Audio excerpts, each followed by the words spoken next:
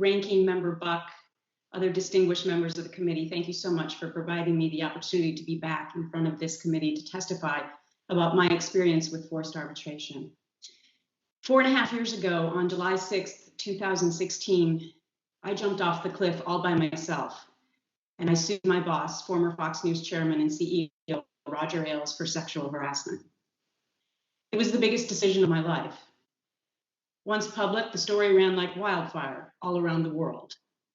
Back then, I could have never imagined my story would help ignite the Me Too movement, and that I would become one of the prominent faces fighting against forced arbitration in the workplace.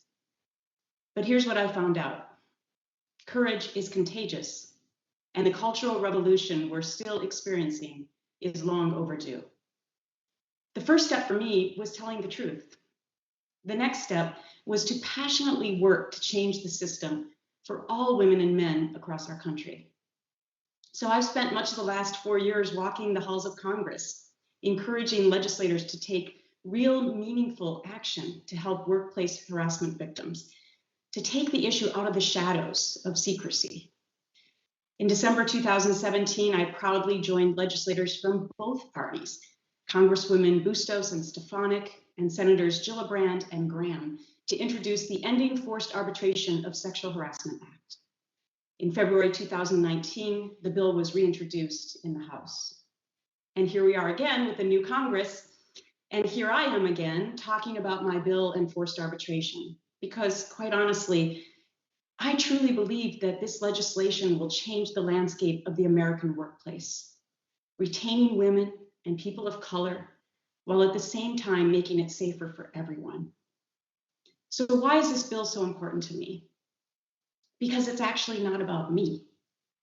This is about the thousands of women who reached out to me after their story became public, making me realize that almost every woman in our country has a story, and that's shameful. So many of these women have shared their emotional stories of pain, but mostly about how they were silenced, because that's what forced arbitration does. And it turns out that silencing is the harasser's best friend, because it perpetuates the systemic problem of protecting predators and pushing women out of the workforce. And sadly, my story is not unique. Sexual harassment in the workforce, not a new problem. Neither is the use of forced arbitration to deal with it, to cover up the dirty laundry. You have Dob Charney, the founder and former CEO of American Apparel, sexually harassing people for years, but nobody ever knew about it because of secret arbitration. Another horrifying example, the more than 180 women who reported sexually being assaulted by massage therapists when they simply went to get a massage at Massage Envy spas. These women put trust in the company and the employees only to suffer the trauma of being forced back into secrecy. And one case in particular that really resonated with me was Lily Siebert from California, because she says she was sexually assaulted by her therapist, and then when she went to cancel her membership with Massage Envy, simply going to do that in the app, she agreed to forced arbitration. That doesn't seem to be fair. There's the story of Danny Masterson, the actor and well-known Scientologist who allegedly raped several women, but because there's a forced arbitration clause in the Scientology contracts, one the women say they were coerced into signing, these cases will probably never see the public eye.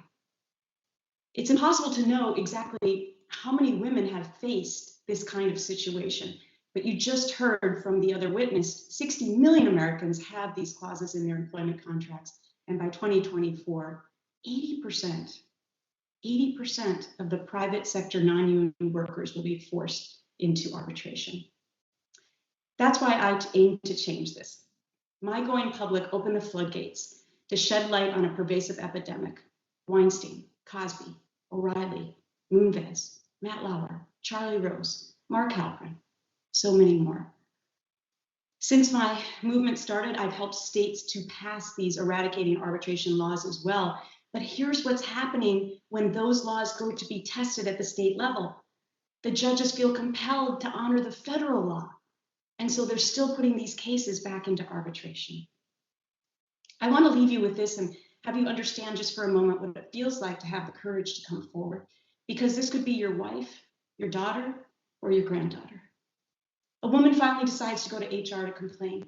If she has an arbitration clause, the reaction will be, phew, good. No one will ever know about this. Her case is promptly thrown into the secret chamber. The woman will likely be blacklisted, demoted, and fired from her job. In arbitration, she gets no appeals. And so the cycle continues. It's a repeat business thing. We've lost millions of women in the workforce due to this, and just in the last year due to COVID. Ms. Carlson, if you could wrap up, please.